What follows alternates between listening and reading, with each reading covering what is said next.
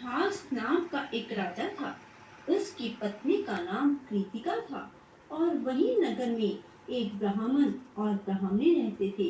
उनके यहाँ धन धान्य की कोई कमी नहीं थी, पर उनके कोई संतान नहीं थी। इस वजह से वे बहुत दुखी थे। एक समय एक तपस्वी उस नगरी में आया।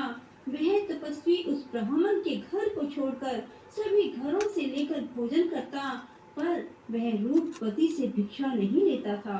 एक दिन जब तपस्वी ने किसी अन्य घर से भिक्षा ली और गंगा के किनारे जाकर प्रेम पूर्वक खाने लगा, तब धनेश्वर ने तपस्वी के सभी कार्यों को करते देखा और अपनी भिक्षा के अनादर को देखकर धनेश्वर तपस्वी से जाकर बोले, आप सभी घरों की भिक्षा लेते हैं, पर मेरे घर से भिक्षा क्यों नहीं लेते? तब तपस्वी ने कहा, जो निसंतान हो उसके घर की भिक्षा बड़ी पापदायिनी मानी जाती है। पतितों का अन्न खाने से मनुष्य आप भी पतित हो जाता है। क्योंकि तुम निसंतान हो, इसलिए मैं तुम्हारे घर की भिक्षा नहीं ले सकता। धनेश्वर ने तपस्वी के पैर पकड़ लिए और बोला, मुझे आप पुत्र प्राप्ति का उपाय बताइए।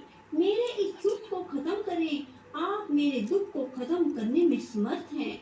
तब उसके द्वारा प्रार्थना करने पर तपस्वी कहने लगा, तुम चंडी की आराधना करो। और आकर उसने ब्राह्मणी को सारी बात बताई और खुद चंडी की तपस्या करने के लिए वन में चला गया।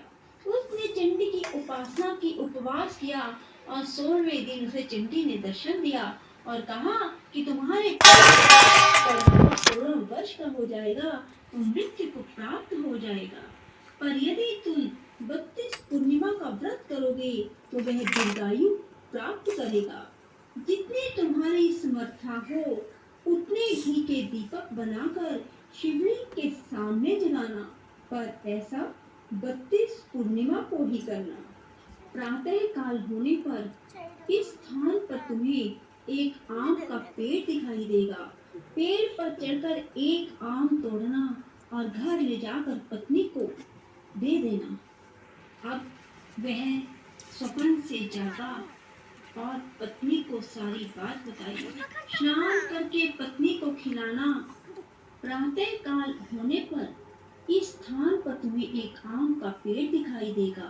पेड़ पर चढ़कर एक आम तोड़ना और घर ले जाकर पत्नी को सारी बात बताना और स्नान करके पत्नी को खिलाना।